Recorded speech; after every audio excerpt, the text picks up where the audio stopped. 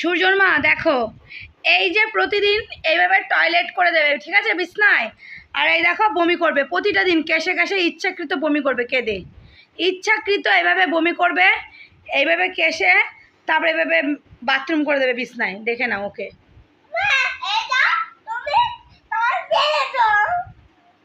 হ্যাঁ মেরেছি, আমি মেরেছি, এটা ঠিক, আমি মেরেছি, কিন্তু এই দেখো এগুলো করে ও।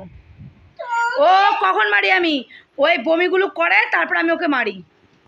দেখো ওর মুখে তর্ক শোনো। এত বড় ছেলে কি করে বিছানায় টয়লেট করে?